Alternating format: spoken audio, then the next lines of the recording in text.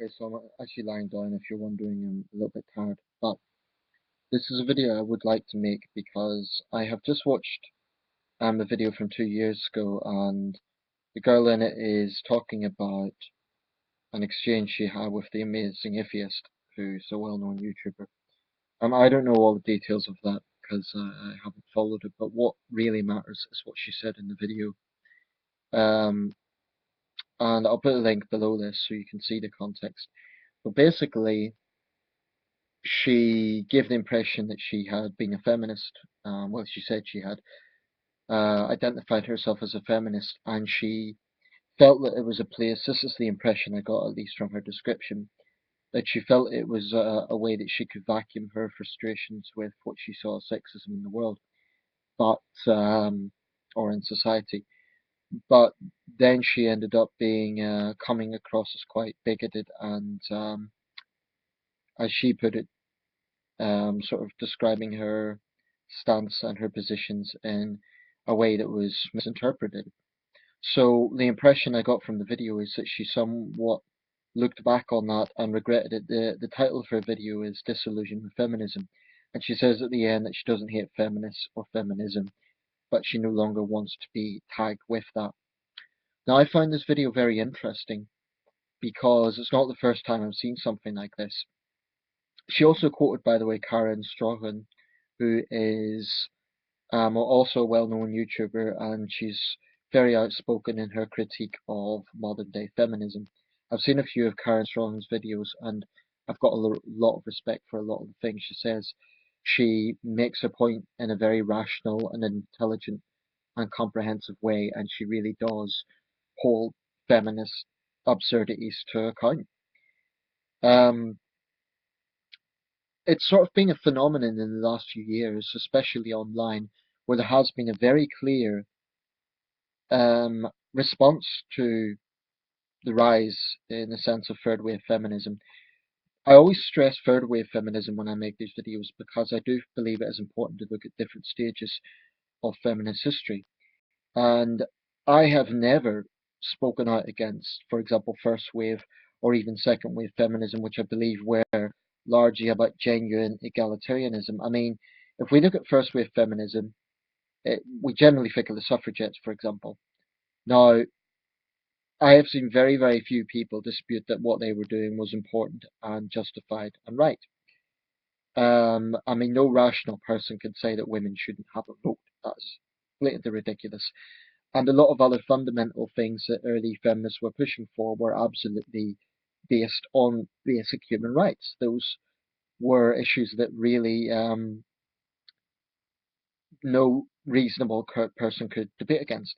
But what has happened in, let's say, I wouldn't want to put an exact year on it, but roughly I'd say from the 80s onwards, let's say, maybe the 90s onwards, there has been a new development in feminism, which I would call third wave feminism, which has definitely went away from real human rights issues and focus a lot more on nitpicking every single thing which they interpret as as a feminist goal.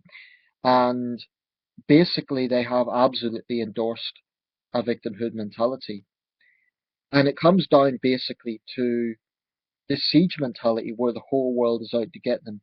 And it's this giant overbearing patriarchy that is constantly keeping women down and men are privileged, etc., etc. I saw another video which was quite clever, and it's I forget the user, I'm afraid, but he basically interspersed his video with some clips from a girl calling herself a feminist, and the sort of things she was coming out with were just ridiculous, but frankly stereotypical of a lot of the rhetoric that feminists use regarding privilege and so on. And if I can find that video again, I'll try and put it under this. In fact, I should have. I'm a little bit annoyed that I didn't save that one because it was a good video. Um, the point is that there has been an interesting thing that I have noticed. I have said in a few of my videos I really, really don't believe that all feminists are angry, hairy, man-hating lesbians. And actually, that stereotype gets thrown around a bit, um, in the sense that feminists believe that's what anti-feminists or people critical of feminism think. Actually, most people critical of feminism don't necessarily have that view. I mean, for one thing, there's lesbians who don't like feminism. So the notion that it's somehow exclusive to that stereotype is a bit ridiculous. Um, what I think is a more accurate stereotype, actually, of feminists is um, bratty, arrogant, sort of like if I was to put a stereotype on it, and I don't like stereotypes, but if I was to put a stereotype on it, it would be sort of bratty, spoilt girls who think that the patriarchy is keeping them down and who are too stubborn and arrogant to actually realize the fundamental fallacies of their arguments. Um, and who think that they can win arguments by just insulting people and bullying people, quite frankly. They bully other women, they try to silence men, and it's sort of a nasty girl club in a sense. It's a bit like in certain all girls schools, the bullying rates are very high, and you get the sort of popular girls who keep in a group and bully the unpopular girl. Well, in a way, feminism has become like that because it's pretty much like, especially if you're a woman, either you agree with us or we're going to bully you into submission and you have to agree with us. It's a deeply intolerant movement, and there's no question about that. Now, I believe that there are a lot of decent people who identify themselves as feminists, but um, they are frankly rather naive. They don't see the whole picture. I've seen, for example, guys say, "Oh, but it's my impression that feminism is a good thing because it's just about equality." And this is a line that a lot of feminists use. Feminism is about it's almost like they're reading a script. Like it's the same line over and over and over again. Feminism is just about equality. You just want it's a, you know how it goes. Now that's all very well. It sounds all very rosy and nice, but movements should be judged on their actions with the wider society, on their interaction, I should say, with wider society. And by and large, feminism is an exclusive movement. It is a very arrogant movement, and it is a very divisive movement. Now, can any honest person really deny that? Feminists can't just say, oh, it's just angry MRAs that don't like this. That's not the case. Okay, angry MRAs may be more outspoken about it, but ask yourself, what if feminism is really so great? Why is it the majority of women don't call themselves feminists? If you ask a woman, if you take a street survey and ask a woman in the street, do you see yourself as a feminist? I suspect most women will probably say no. I believe there have been sort of studies along those lines, and the results were like 30% or so. I'm not going to quote exact figures here because it would be misleading. I don't have a particular, I'd have the responsibility if I was quoting an exact study, I'd have to quote it accurately, but I'm just saying that there has been studies along those lines. And actually, this is an interesting thing because what I find is feminism almost brainwashes reasonable, decent people. At least they start off that way. Because I think a lot of these people are not bad people. I don't think they're man-haters. But I think that they do see sexism and real sexism. So then they think, well, this must be a good thing. Feminism is standing up against this, and it's all about equality between men and women. It must be a good thing. So then they label themselves and they allow themselves to be tagged with this movement, and they're proud to say I'm a feminist. But what I find is the movement actually takes over their whole thinking and they sort of become imprisoned by it. And that then they have to keep repeating the same old lines over and over again that very few people actually believe. The sort of claims that feminism makes, um, I think it is absolutely based on a victimhood mentality because I do believe that feminists have this idea that anyone who disagrees with them is somehow in favor of keeping women down. Now, that is clearly ridiculous. The vast majority of people I have seen debating and critiquing feminism have never done so on the grounds that they believe women are inferior to men. I am yet to see a serious anti feminist argument or a critical argument against feminism that is talking about women being inferior. I'm yet to see that. Granted, I have seen a few childish comments, and there are a few idiots that don't exactly make men look good by saying something like, "Oh, shut up and make me a sandwich," and those guys are idiots, and they're trying to get a reaction out of feminists. They're not interested in engaging in an adult debate. But I'm talking here about people who are making serious, critical counter arguments to feminism. I would challenge a feminist to present, to present a picture whereby they can honestly say that most of those critical of feminism are critical of feminism because they want to keep women down. Really, honestly, that is not the facts. The facts of the matter are most of those who are critical of feminism are just fed up with the hypocrisy of it and the arrogance of it and the double standards of it. I guess that comes under hypocrisy, but the point I'm making here is that people don't oppose feminism because they don't believe in women's rights. That is not the reason they oppose feminism.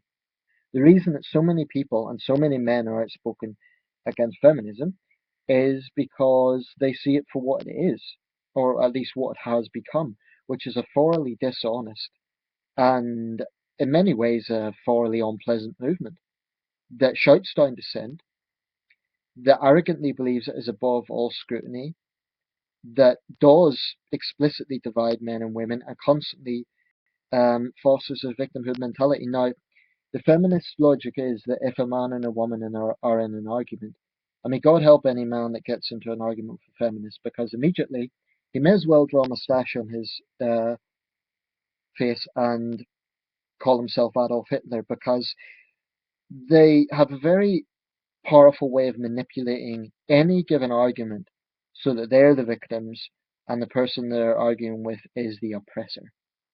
So that's why I made in one of my previous videos, I made the case that it is very difficult to actually have a reasonable debate with a feminist. Because how can you have a reasonable debate with someone who really does think that the premise of the debate is not an equilibrium? I would like to have a reasonable adult debate with any feminist. I'd be willing to do that. I would be willing to find common ground. I'd be willing to reach out and I'd be willing to agree on points.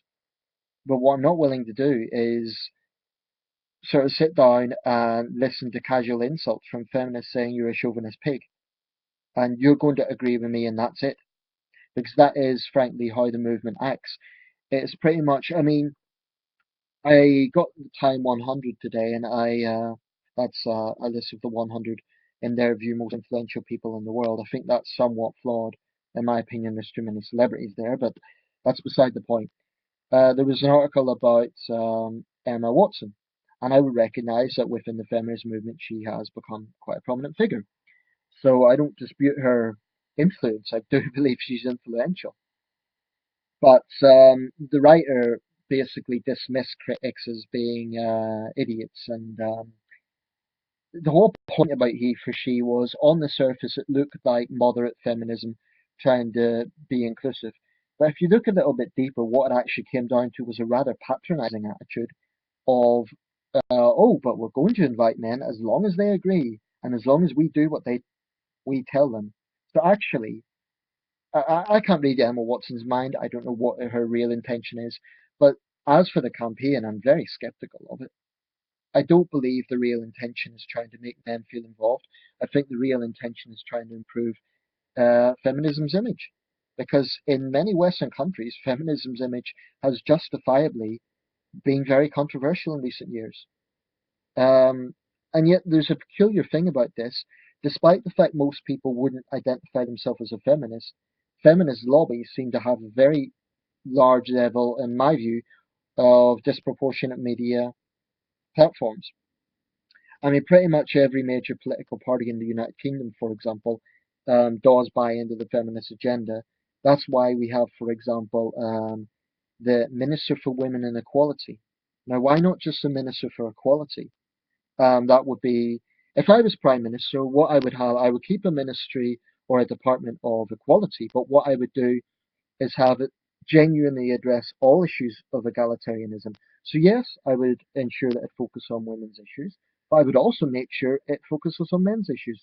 Now at the moment, it's just simply a dishonest department. It's not about equality. It's about women's issues only. And actually, by calling it, and Tony Blair has to take some responsibility for this because he's responsible for introducing it. By calling it the Department for Women and Equalities, it puts women in a constant victimhood position, treating women almost like a minority. That actually women aren't a minority. They're, in the case of the UK, slightly over, I believe it's 51% women, 49% men in society. So by having a ministry of women, and it's absurd, it's patronizing. It treats women like a sort of charity sticker or something, and I think that is utterly ridiculous. So if I was Prime Minister, I would maintain a ministry or a department of equality, but I would make it genuinely egalitarian. At the moment, it's not. This is a department that only focuses on women's issues. And that is blatantly obvious. If someone could prove me wrong on that, I'd be very happy to hear it. I would want to be proved wrong. I want to be proved wrong there. I would like to think the Department of Equality actually does care about men's issues, but I've seen scant evidence that it does. And incidentally, it's always a woman minister is put into that department. That says it all, as far as I'm concerned. Uh, anyway, not to go off on a tangent, but the thing about this is, I believe there are actually a lot of women who are like the young woman in the video who join feminism or identify themselves as a feminist initially with good intentions. They believe that they're joining a progressive movement that is only interested in equality. But I believe that over time they start to see the ugly side of feminism and they start to see actually it's got much more to do with pushing for privilege than pushing for equality. Because they'll start to see that every single argument leading feminists make, or a lot of leading feminists, is based on a sort of victimhood mentality. And that is something that is just frankly nauseating. One, because it simply isn't the case. This notion that feminists insinuate that women as a collective group are victims and men as a collective group are privileged is a dangerous and nauseating lie. And to me, that is absolutely unacceptable. It's unacceptable that we could, and what frustrates me most of all is that so much of the political world and the media world still slavishly treats this movement like a progressive movement, and anyone who does dare speak out against it is branded a misogynist pig. Now, incidentally, let's break down the word misogynist. Misogynist actually means hatred of women. That is the literal definition of misogyny. So when feminists say something like, let's say you have a poster of a model, okay? Now feminists will call that misogynistic. I don't see how an appreciation of the female form somehow equates to hating women. It's not the same thing at all. If they want to make an argument that it's inappropriate or it's for whatever reason, that's an argument that okay, we could debate about that. I could maybe find common ground with some of that argument. But what I can't accept is simply throwing out the term misogynistic every time feminists want to somehow get a moral platform. Because that word has a specific meaning, and it specifically means hatred of women. Now, I'm not saying that misogyny doesn't exist, it does. But the point is, feminists use it as a pretext for every single argument they make. And that's just ridiculous. It is utterly ridiculous. Now, I was watching a documentary last night on Ernest Hemingway, the great writer. Feminists have branded him a misogynist. And I'm thinking, why? What's the basis for that? So I've done a little bit of research. And granted, I'm not an expert on Ernest Hemingway. I don't know all the details. But the impression I get is the sole reason that feminists brand him a misogynist is because he was a man's man. He believed in traditional gender roles. That is not the same as hating women. In fact, quite the contrary. My impression is he liked women very much. In fact, that's another interesting phenomenon. Feminists hate womanizers, and they also hate what they perceive to be misogynist. But surely, by definition, a womanizer is the exact opposite of a misogynist. Now, it doesn't mean that their behavior is justified. It doesn't mean that, sleeping with lots of girls and not caring about their feelings is a good thing. Of course, it isn't. But it's a contradiction. Um, so this is the thing. Men cannot win. If men do stand up to feminists and say, look, you're hypocritical, you're arrogant, and this is wrong, then they'll say you're a woman hater. And yet, if a man says, I love women, um, being around women, then feminists will say that he objectifies them. So basically, guys can't win. I'm going to have to leave it here because someone's phoning me. Hello, Dad? Hi, Dad, yeah, can you just give me 10 seconds of just finishing a video here? I just need to find load. Just, yeah, but hold the line, I'll just be 10 seconds. Okay, so I've basically made the points that I want to make. Thank you for watching. Let me know your thoughts.